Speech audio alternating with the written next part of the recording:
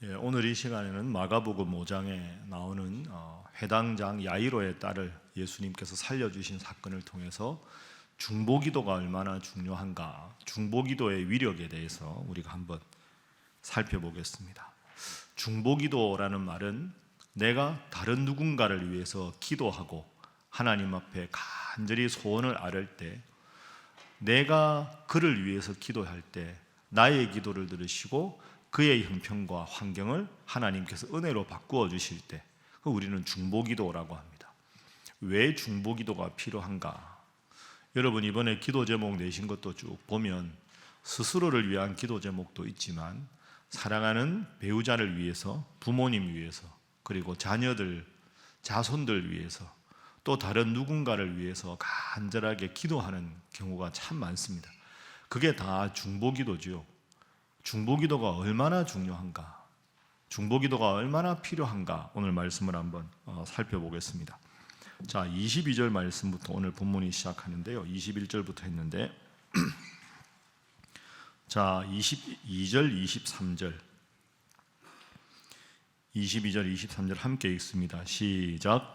회당장 중에 하나인 야이로라 하는 이가 와서 예수를 보고 발 아래 엎드려 간곡히 구하여 이르되 내 어린 딸이 죽게 되었사오니 오셔서 그 위에 손을 얹으사 그로 구원을 받아 살게 하소서 하거늘. 아멘.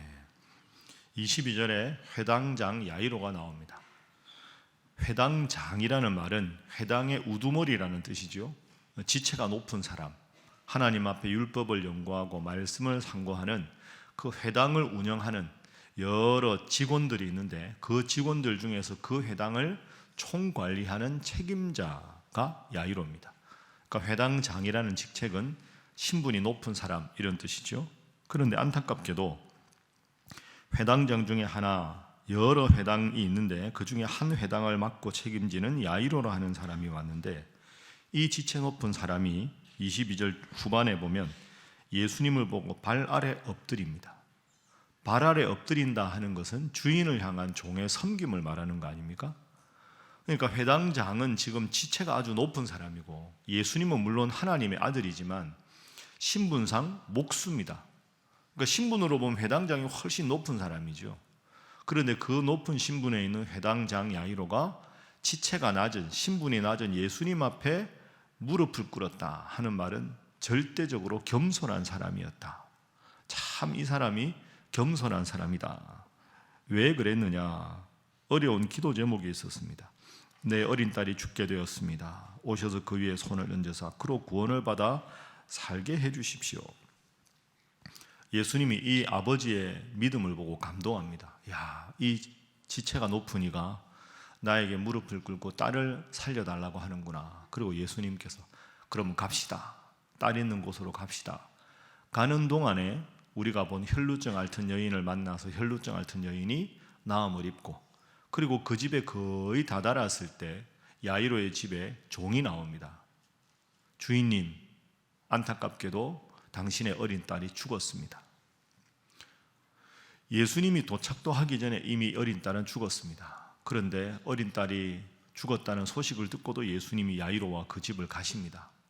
가셔서 보니까 사람들이 그 12살 꽃다운 어린아이가 죽었으니 얼마나 기가 막히겠습니까? 너무너무 슬픔에 빠져 있는데 예수님께서 죽은 것이 아니라 잔다 이렇게 말씀하시고 달리다굼 말씀하시고 죽었던 이 아이를 살려주시는 장면, 그 장면이 오늘의 본문입니다. 자, 우리가 잘 아는 본문인데요. 여러분 오늘 이 야이로의 모습을 한번 생각해 보십시오. 야이로는 정말로 물에 빠진 사람이 지푸라기라도 잡는 심정으로 예수님께 나온 겁니다. 오늘 본문에 보면 예수님께서 그 집에 굳이 가신 이유는 그 아버지의 간절함밖에 없습니다. 24절 보십시오. 이에 그와 함께 가실새 큰 무리가 따라가며 애워싸 밀더라. 그리고는 예수님께서 죽었던 딸을 살리는 장면. 자, 41절. 그 아이의 손을 잡고 이르시되 달리다굼 하시니 번역하면 곧 내가 내게 말하노니 소녀야 일어나라 하심이라. 소녀가 곧 일어나서 걸으니 나이가 12살이라. 사람들이 곧 크게 놀라고 놀랐다. 그런데 오늘 본문에서 하나지 꼭 여러분 기억하실 게 있습니다. 혈루증 앓던 여인을 우리가 며칠 전에 말씀을 묵상할 때 이 말씀을 나누었는데, 혈루증을 앓던 여인이 12년 동안 고통을 당하다가 예수님께서 그 마을을 지나간다는 말씀을 듣고 뒤에 가서 그 옷자락이라도 만졌습니다.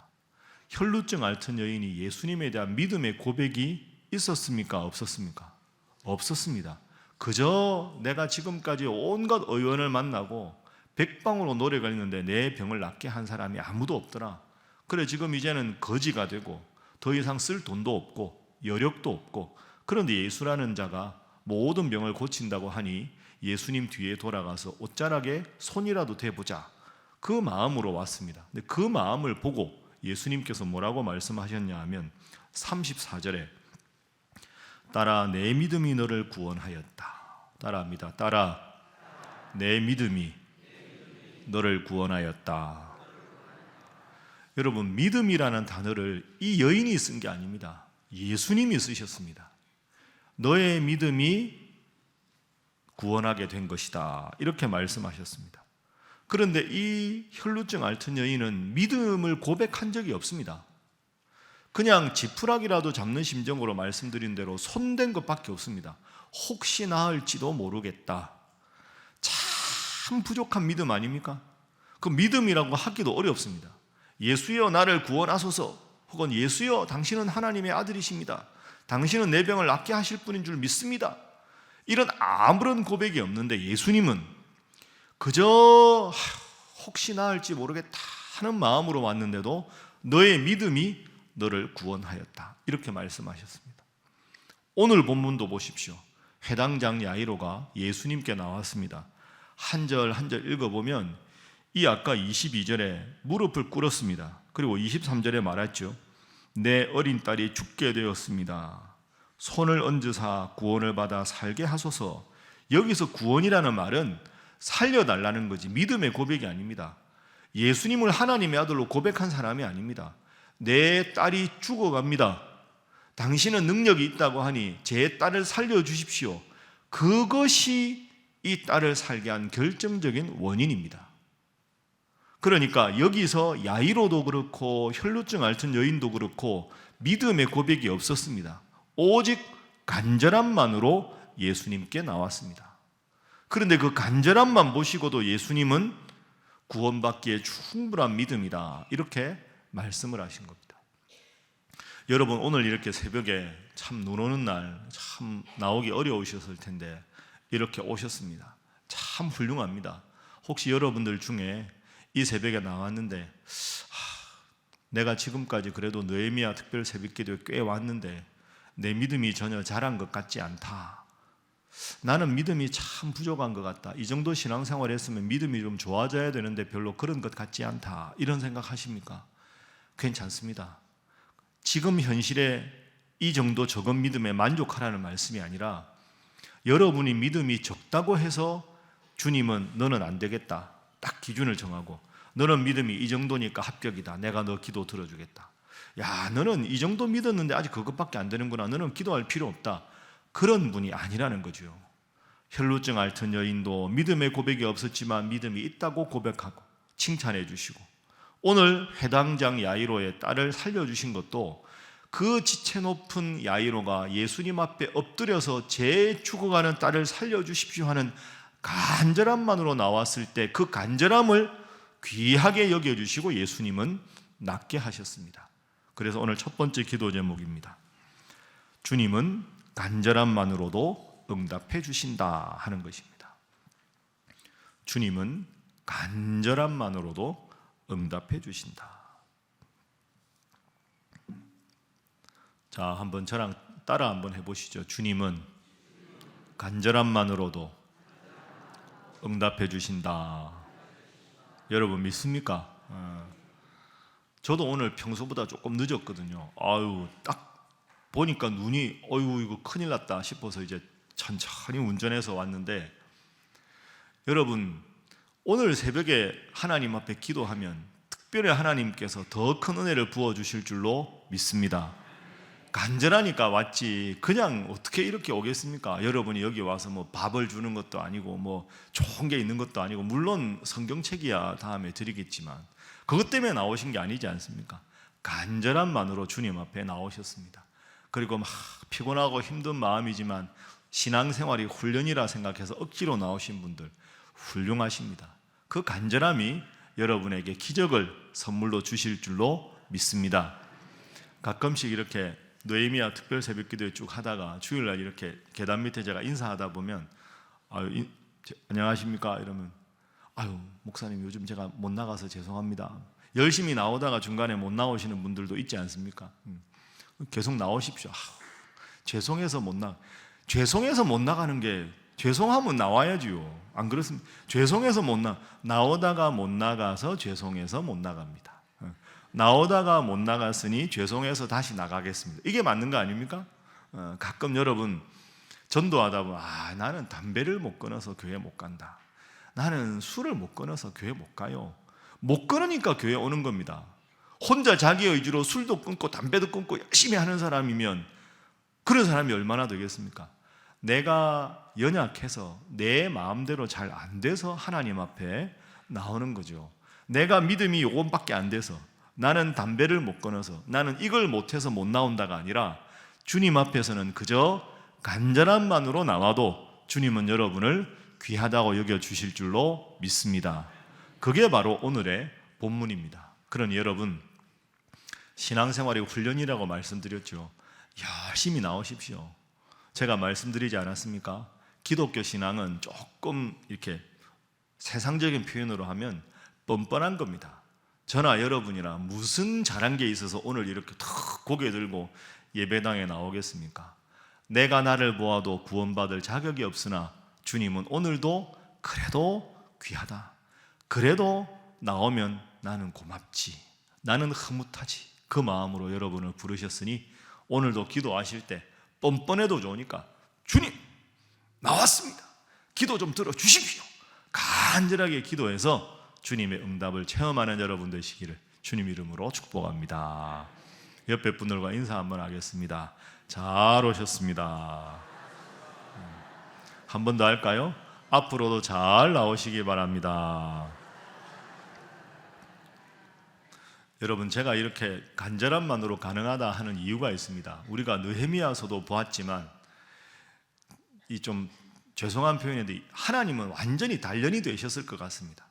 이스라엘 백성들 조금만 잘하면 복 주는데 좀 살만하면 또 나쁜 짓 하고 또 무상 섬기고 수없이 그 일을 반복하지 않습니까? 한 번도 하나님은 너 안 되겠다 하고 영원히 내치신 적이 없습니다. 갔다가 돌아오고 하도 이거 하나님이 이렇게 인이 박히셔가지고 여러분 이렇게 조금 잘 못해도 하나님 다 들어주실 테니까 하나님 은혜 안에서 늘 나오고 늘 기도하고 늘 예배드리고 그렇게 늘 이 자리를 사모하는 여러분 되시기를 주님 이름으로 축복합니다. 두 번째 기도 제목입니다. 두 번째 기도 제목은 중보기도의 능력을 체험하게 하소서 하는 것입니다. 중보기도의 능력을 체험하게 하소서. 어쩌면 오늘 본문 여러분 앞으로도 읽을 때마다 꼭 기억하십시오. 꼭 기억하십시오. 그리고 여러분이 누군가를 위해서 기도할 때 예를 들어서 제일 힘든 게 제일 가까운 사람 아닙니까? 하나님, 우리 자녀가 이제 하나님 잘 믿게 해주십시오. 10년이 넘게 그렇게 기도해도 하나님이 아직 안 들어주신다. 배우자를 위해서 기도해도 안 들어주신다. 내 남편 하나님 앞에 돌아오고 내 아내 하나님 앞에 돌아오고 우리 부모님 하나님 잘 믿고 오래된 이 병을 고쳐달라. 안 들어주신다 생각하지 마시고 내 기도의 분량을 더 채운다 이렇게 생각하십시오. 여러분, 오늘 본문 말씀에 보면 야이로 때문에 딸이 살았습니다. 아빠 때문에 딸이 살아난 거죠. 오늘 본문 어디를 보십시오. 이 딸이 죽기 전에 아빠한테 부탁하는 게 아닙니다. 아빠, 내가 지금 너무 힘들어요. 나 예수님이라는 분 소문을 들었어요. 아빠가 가서 부탁해 주세요. 그런 게 없습니다. 딸이 아버지에게 기도를 부탁하지 않았습니다. 그리고 이 아버지도 간절함만으로 주님 앞에 나왔습니다. 아버지가 예수님 앞에 엎드린 것 때문에 죽어가는 딸이 아무런 기도와 믿음의 고백이 없는 딸이 살았습니다. 아버지 때문에 딸이 산 거죠. 이게 중보기도의 위력입니다. 중보기도는 때로는 오래 기도해야 될 필요가 있고 때로는 힘들 때가 있습니다. 그러나 그럴 때마다 여러분 꼭 기억하십시오. 따라합니다. 신실하신 하나님. 신실하신 하나님. 하나님은 신실하셔서 반드시 약속을 지키신다. 그러니까 기도하다가 안 들어주시나 보다 하고 마음을 닫지 마십시오. 신실하신 하나님. 작년에 크리스마스 때 제가 여러분들께 이런 설교를 드렸습니다. 예수님의 탄생 크리스마스가 기쁜 이유가 뭐냐? 나를 구원하기 위해서 예수님께서 오셨다는 것도 기쁘지만 가장 근본적으로 크리스마스가 기쁜 이유는 구약 성경에 하나님께서 내가 구원자를 보내겠다, 메시아를 보내겠다고 수없이 약속을 하셨는데 그 약속을 이루어 주신 사건이 예수님이 오신 사건이라 기쁜 일이다. 그러니까 하나님은 약속하신 것은 반드시 이루신다는 가장 중요한 증거가 예수님의 탄생이다. 그러면 구하라 그러면 너희에게 주실 것이다. 찾으라 그러면 찾을 것이다. 문을 두드리라 그러면 너희에게 열릴 것이다. 주님께서 약속하셨으니 그 약속 붙잡고 기도하면 구약의 약속을 따라 예수님이 오신 것처럼 여러분도 말씀 붙잡고 약속을 이루어질 줄 믿고 기도하면 하나님께서 반드시 이루어 주실 줄로 믿습니다. 그래서 중보기도 해야 되는 겁니다. 중보기도가 중요한 이유입니다. 여러분 요한복음 2장 말씀에 보면 예수님께서 가나 혼인잔치에서 물을 포도주로 만드는 기적을 일으켜 주셨습니다. 기억나시죠? 다 아시죠? 모른 척하지 마시고 다 아시는데 그 예수님께서 이제 물을 포도주로 만드실 때 예수님과 제자들이 초청을 받았죠. 마리아도 있고. 근데 이제 일주일간 결혼잔치를 하는데 제일 중요한 게 포도주인데 중간에 포도주가 떨어지지 않습니까? 포도주가 떨어지니까 마리아가 예수님께 와서 말합니다. 큰일 났다. 포도주가 떨어졌다. 아마 마리아 친척집으로 생각하는데요. 그 친척집이면 가까운데 포도주가 떨어졌으니 잔치가 얼마나 분위기가 싸늘해지겠습니까? 뭐라도 좀 해다오. 예수님이 제 때가 아직 아닌데요. 그래도 하인들을 부릅니다. 예수님 시킨 대로 하라 이렇게 이야기하죠. 그 예수님이 뭐라고 합니까? 두세 통 드는 돌 항아리, 큰 돌 항아리 6개가 있는데 거기다가 물을 채우라고 합니다. 하인들이 물을 채웁니다. 이 물을 떠서 이제는 연회장에게 갖다 주라. 연회를 주관하는 어른에게 갖다 드리라. 그러니까 물을 하인들이 갖다 줍니다. 연회장이 그 물을 먹어보니 아주 맛있는 포도주로 변해서 그걸 먹고 이야 다른 집은 처음에 좋은 포도주 내다가 뒤에는 질이 낮은 포도주를 내는데 이 집은 처음에도 맛있었는데 더 좋은 포도주구나 이렇게 칭찬을 받았습니다. 그런데 그 본문에서 숨은 기적의 요인이 있습니다. 하인들입니다. 하인들. 그 하인들은 그 집에서 태어날 때부터 일하는 우리로 말하면 머슴이 아닙니다. 그 하인은 이웃집에 살던 사람들입니다. 우리도 옛날에 어느 집에 큰 잔치하면 옆집에 사는 아줌마들이 아낙네들이 오늘 우리 집에 큰 잔치하니까 며칠 있다 우리 집에 좀 도와주세요 그러면 자기 일 놓고 이웃집 도와주러 온 사람들. 그러니까 그 하인들은 원래 신분이 하인이 아니라 신분이 하인이 아니지만 바쁜 일손을 도와주러 온 평범한 사람들입니다. 그런데 이 하인들이 예수님이라는 젊은 사람이 와서 물을 채우라고 물을 연회장에게 갖다 주라고 그러면 이 하인 입장에서는 갖다 주기가 쉽지가 않습니다. 예수님이 이 기적을 행한 게 아주 사역 초기였거든요. 이 예수라는 사람이 기적을 행하는 사람이라고 소문이 나기 전이라는 뜻입니다. 그런데 지금 포도주가 떨어져서 이 집이 참 난리가 났는데 얼마나 마음이 안타깝겠습니까? 그런데 분명히 내가 뜬 게 물인데 물을 연회장에게 갖다 주라고 합니다. 여러분 갖다 주는 게 쉽지 않습니다. 그러면 요건 누가 먹을까요? 물 마시고. 이 사람들이 장난하나? 왜 포도주가 필요한데 물 가지고 왔나? 그럼 예수님은 그 자리에 없고 하인들만 실없는 사람 되는 겁니다. 그럼 그 동네 소문 나겠죠. 참 그 옆집에 그 사람 말이야. 아니 포도주 필요하다는데 장난칠 게 따로 있지 애도 아니고 그걸 갖다 줘. 세상에 저 사람 이상한 사람이네. 뻔히 자기 욕먹을 게 보이는데 그 물을 예수님 명령 따라서 갖다 줍니다. 연회장이 마시고는 포도주로 변했습니다. 자, 여기서 그러면 연회장은 그게 원래 있던 좋은 포도주였다고 착각하고 끝까지 잔치를 지냈을 겁니다. 그 잔치에 참석한 모든 사람들도 야, 이 집은 더 맛있는 포도주를 많이 준비했구나라고 생각했을 겁니다. 근데 그 상황에서 이게 원래 준비한 게 아니라 물이었는데 저 예수라는 사람이 기적을 행해서 포도주가 됐다는 걸 아는 사람 누굴까요? 하인들입니다. 하인들. 그래서 요한복음 2장 9절에 보면 아주 스쳐 지나가기 쉬운데 멋진 구절이 나옵니다. 물떠온 하인들은 알더라. 따라합니다. 물떠온 하인들은 알더라. 여러분, 다른 사람들은 다 기적이 일어났는데 기적인 줄 모르고 지나갑니다. 원래 준비했다고 착각하고 그냥 마셨겠지요. 그러나 물떠온 하인들은 알더라. 저 예수라는 분이 대단한 분이구나. 그러면 이 하인들은 좋은 마음으로 그 집에 잔치집 일 도와주려고 왔다가 얼마나 믿음 좋은 사람들이 되었겠습니까?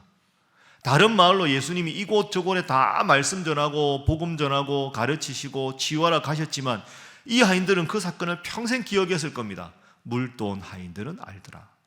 저 예수라는 분은 하나님의 아들이시다. 얼마나 훌륭한 예수님을 믿는 사람들이 되었겠습니까? 여러분, 그렇습니다. 새벽마다 하나님 앞에 간절히 기도하는데 여러분이 자녀를 위해 기도하고 어떤 분들은 손자 위해서 기도하고 손녀 위해서 기도하고 여러분 정말 사랑하는 누군가의 병을 낫게 해달라고 기도하고 누군가 참 힘들고 어려운 누군가를 위해서 기도하고 그런 제목들 무수히 여기에 써 있습니다. 그런데 여러분, 그분들이 회당장 야이로 아버지의 기도로 딸이 살아난 것처럼 여러분의 기도로 그분들이 잘 될 줄로 믿습니다. 문제는 잘 되고 나서 그분들은 모를 수 있다는 겁니다. 내가 이렇게 잘 된 게 우리 손녀딸 꼭 원하는 대학에 가게 해주세요. 가게 됐어요. 할머니 저 합격했어요. 와 기뻐요. 할머니는 알죠. 내가 너를 위해 새벽마다 기도했다. 물떠온 하인들은 알더라. 기도했던 할머니는 알더라. 그러면 이제 시간이 딱 지나서 아이가 열심히 잘 생활할 때 사실은 할머니가 너를 위해서 새벽마다 기도했다. 이런 게 하나 둘 아이에게 가르쳐지면 아이가 그렇구나. 내가 잘해서 되는 게 아니구나. 그러면서 내가 나 된 것은 하나님의 은혜구나 하고 여러분의 신앙이 여러분의 자녀들에게 전수가 되는 거죠. 여러분, 여러분의 기도로 여러분의 기도의 대상이 잘 되는데 그분들은 여러분의 기도 덕분인지 모를 수 있습니다. 그러나 그렇더라도 물떠온 하인들의 그 기쁨에 여러분 동참하고 끝없이 중보기도에 그 귀한 은혜 경험을 하는 여러분 되시기를 주님 이름으로 축복합니다. 옆에 분들과 인사하겠습니다. 열심히 중보기도 하시기 바랍니다. 자, 한 번 더 할까요? 하인들의 기쁨을 누리시기 바랍니다. 자, 이제 마지막입니다. 자, 39절 한번 보겠습니다. 자, 먼저 35절 볼까요? 35절. 아직 예수께서 말씀하실 때 회당장의 집에서 사람들이 와서 회당장에게 이르되 당신의 딸이 죽었나이다. 어찌하여 선생을 더 괴롭게 하나이까? 이제 당신의 딸이 죽었습니다. 회당장이시여, 예수라는 저분이 우리 집에 올 필요가 없습니다. 이 소식을 들었습니다. 안타까운 소식이지요. 36절 예수님 그 말을 들으셨습니다. 회당장 야이로가 얼마나 슬퍼했을까요? 두려워하지 말고 믿기만 하시오 하고는 가셨습니다. 자, 39절 예수님께서 정말로 위대한 말씀을 하십니다. 함께 읽습니다. 시작. 들어가서 그들에게 이르시되 너희가 어찌하여 떠들며 우느냐? 이 아이가 죽은 것이 아니라 잔다 하시니. 아멘. 따라합니다. 죽은 것이 아니라 잔다. 여러분, 그런데 35절 읽었죠? 자는 겁니까? 죽은 겁니까? 죽었습니다. 이미 안타깝게도 이 딸아이는 죽었습니다. 그런데 예수님은 39절에 잔다 이렇게 말씀하셨습니다. 여러분, 우리가 결론을 알고 봐서 그렇지 39절을 딱 들었을 때 사람들이 어떤 생각을 했을까요? 이 사람이 참 실없는 사람이다. 농담을 할 때가 따로 있고 소원을 말할 때가 따로 있지, 죽었다고 지금 다 울고 있는데 어디 애도 아니고 어른이 돼가지고 안 죽었어 잔다 이런 소리를 하냐. 참 이게 화가 날 상황 아닙니까? 그래서 40절 보십시오. 그들이 비웃더라. 저 예수라는 자는 실성한 사람인가? 어디서 이런 상황에서 저런 말을 하나? 저게 무슨 위로라고 하나? 이렇게 생각했겠죠. 죽어서 슬퍼하는데 잔다. 예수님께서 39절에 그렇게 말씀하셨습니다. 자, 그러면 39절의 의미가 뭘까? 죽은 것이 아니라 잔다, 이런 뜻입니다. 오늘 우리에게 적용하면 이제 끝났다, 이제 절망이다, 이제는 어떤 수를 써도 안 되는 일이다 하고 완벽한 절망이 생겨도 예수님이 함께 하시면 완벽한 절망은 소망으로 바뀐다. 이게 39절의 의미입니다. 왜? 분명히 이 아이는 세상적으로 보면 죽었습니다. 그런데 죽음이라고 하는 완벽한 절망에 대해서 예수님은 그래, 맞다 내 말이, 그러나 내가 함께하면 완벽한 절망도 희망으로 바뀔 것이다. 그게 죽은 것이 아니라 잔다, 이 말씀을 하신 거죠. 여러분, 이 아이를 살려놓고 나서 하신 말씀이 아니라 죽은 아이를 두고 잔다고 말씀하셨습니다. 미리 선포하신 거죠. 자면 깨우면 되는 겁니다. 자, 예수님 깨우시는 장면을 볼까요? 41절 함께 읽어봅니다. 시작. 그 아이의 손을 잡고 이르시되 달리다굼 하시니 번역하면 곧 내가 내게 말하노니 소녀야 일어나라 하심이라. 아멘. 보통 이제 그 41절을 설교할 때 이게 극적인 사건 아닙니까? 달리다굼 하니까 애가 다 일어났다. 제가 보기에 그게 아닙니다. 자는데 애가 달리다굼 그러면 애가 얼마나 놀라겠습니까? 그게 아니고요. 다시 보시죠. 40절. 예수께서 그들을 다 내보내셨다. 조용히 해라. 우는 사람 다 나가라. 다 내보내고 부모님하고 함께한 제자들 몇 명만 데리고 들어갔습니다. 그리고는 손을 잡습니다. 그럼 지금 딱 풍경이 이해가 될 상황이, 엉엉 우는 사람들 다 내보내고 울음소리 안 나게 하고 부모님하고 제자 몇 명하고 예수님이 딱 가서 누워있는, 잔다고 그래서 자는 아이의 41절 손을 딱 잡고 달리다고 이렇게 하신 게 아니고 딱 귀에다 대고 일어나야지, 이제 일어날래? 잘 잤지? 이렇게 귓속말로 살짝 하는 게 달리다굼입니다. 손을 잡고 이르시되 소녀야 일어나라. 마치 이렇게 휴일날 애가 맨날 학교 간다고 바쁜데 학교 안 가는 휴일날 오늘은 좀 늘어지게 자게 둬라 해가지고 그냥 조용하게 해가지고 그냥 아침에 9시고 10시까지 그냥 푹 자가지고 환하게 그러니까 태양이 햇살이 비치고 엄마가 아이 오랜만에 이제 노는 날이라고 맛있는 거 좋아하는 거 먹고 낮잠 푹 재우고 9시 10시쯤 그냥 막 자고 있는 아이 다 자고 너무너무 기분 좋을 때 일어나서 이제 커튼 이렇게 다 이렇게 하니까 햇살이 아이 방에 착 들어오고 그 앞에 무릎을 딱 그리고 손을 딱 잡고 잘 잤어? 이제 일어날래? 딱 요 분위기가 달리다굼입니다. 자, 그리고 42절에 소녀가 곧 일어났다. 곧이라는 말은 충분히 잤다는 거죠. 달리다굼 하니까 놀래서 일어난 게 아니고요, 푹 자고 기분 좋게 기지개 켜고 햇살이 아이 얼굴을 탁 비추는데 일어나서 걸었습니다. 이제 잘 잤으니까 기분 좋게 이제 기지개 켜고 방을 다닌다는 뜻이죠. 43절. 예수께서 이 일을 아무도 알지 못하게 하라. 왜 그랬을까요? 애가 놀랄 거 아닙니까? 너 죽었잖아. 야, 너 죽었는데 어떻게 살았냐? 얼마나 얘가 놀래. 얘는 지금 자다가 푹 자고 기분 좋게 일어났는데 야, 숨 쉬어봐, 말해봐, 너 뭐야? 이러면 애가 영문이 뭔 일인가 이럴 거 아닙니까? 야, 애 놀랜다. 뭐 아무 말 하지 마라. 잘 자고 일어난 애한테 너 어떻게 뭐 만져보자, 뭐 말해봐라 그러지 마. 애 놀래. 다 하시고는 아무도 알지 못하게 하라고 하고는 소녀에게 먹을 걸 주라고 엄마 불러서 얘가 제일 좋아하는 음식 좀 해주세요. 하고는 딱 예수님이 나옵니다. 멋진 예수님 아닙니까? 이 마가복음 5장은 혈루증 앓던 여인도 그렇지만 섬세한 예수님, 다 일어나서 손잡고 이제 일어날래? 다 일어나서 환하게 웃으면 배고프지? 예, 먹을 거 좀 주세요. 어른들 조용히 해. 애가 이제 일어났는데 너무 정신없게 하지 마세요. 그러고는 딱 애를 행복하게 살게 만들어 주셨습니다. 참 예수님 멋진 분입니다. 오늘 새벽에도 여러분 기도하실 때 섬세하고 자상하게 주님께서 여러분의 마음을 만져주실 줄로 믿습니다. 중요한 건 아이가 죽은 아이를 향해서 예수님은 잔다 하고 미리 선포하셨다는 겁니다. 자니까 깨운 거지요. 그래서 세 번째 기도 제목입니다.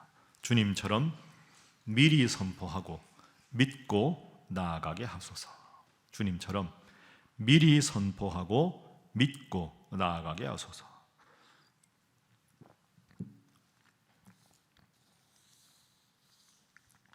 한번 저를 따라해 보시죠. 미리 선포하고 믿고 기도하자. 그렇죠? 죽었던 아이인데 죽은 게 아니라 잔다. 미리 선포하고 믿으시고 아이의 손을 잡아 일으키실 때 기적이 일어났다. 오병이어 사건에서도 제가 설교할 때 말씀드렸죠. 보리떡 5개 물고기 2마리 한 작은 도시락을 들고 미리 하나님 감사합니다 하고 축사하신 후에 나누어 줄 때 기적이 일어났다. 여러분, 죽음이라고 하는 건 완벽한 절망인데 그 완벽한 절망을 희망으로 기적으로 주님께서 바꾸어 주셨습니다. 기도하다가 이 기도는 정말 오래 했는데 안 들어주시려나 보다. 기도하라고 해서 하긴 하지만 안 되나 보다. 그게 아니라 그런 자꾸 약한 마음이 들 때마다 오늘 본문을 생각하십시오. 죽었던 아이를 향해서 잔다고 말씀하시고 예수님께서 그 아이의 손을 잡아 일으키시니 그 아이가 일어났다. 여러분의 인생에도 믿고 기도하면 달리다 보면 역사를 주님께서 일으켜 주시는 줄로 믿습니다. 이 오늘 말씀 꼭 기억하고 여러분의 기도의 대상이 알지 못한다고 섭섭해하고 나약해지고 무기력해질 게 아니라 아버지가 엎드렸더니 죽었던 딸이 살아났다. 꼭 기억하시고 변함없이 열심히 기도하셔서 기도의 기적과 능력을 체험하는 여러분 모두가 되시기를 주님 이름으로 축복합니다. 함께 기도하겠습니다. 이 시간 우리 먼저 말씀을 생각하면서 기도하겠습니다. 하나님, 저도 간절함만으로 나왔습니다. 제가 믿음 생활 이렇게 저렇게 오래 한 것 같지만 참 제가 저를 볼 때는 너무나도 믿음이 부족하고 연약한 자입니다. 주여, 혈루증 앓던 여인도 회당장 야이로도 간절함만으로 나왔지만 주님께서 그 병을 낫게 하시고 죽은 딸을 살려주신 것처럼 주여, 간절함만으로 나왔사오나 주여, 제 믿음이 부족한 것을 탓하지 마시고 주여, 저로 하여금 주님의 능력을 체험하게 하여 주시옵소서. 하나님 앞에 나온 이 귀한 마음만 귀하게 보시고 더욱더 하나님 앞에 간절히 메어 달리고 기도하여 주여, 저의 기도에 응답하여 주시옵소서. 두 번째로 이렇게 기도합니다. 주여, 중보기도의 능력을 체험하게 하여 주시옵소서. 주님, 제가 이렇게 기도하는데 사랑하는 자녀를 위하여, 사랑하는 남편과 아내를 위하여, 부모님 위하여 주여, 제가 수십 년간 기도한 이 제목이 있습니다. 때로 힘이 들고 무기력하게 그런 생각이 들 때도 있는데 오늘 본문을 보며 다시 힘을 얻습니다. 주여, 중보기도의 능력을 저로 하여금 체험케 하여 주시옵소서. 우리 두 가지 제목으로 다 함께 주님 앞에 기도하겠습니다. 주여 믿습니다. 주여 믿습니다. 주여 믿습니다.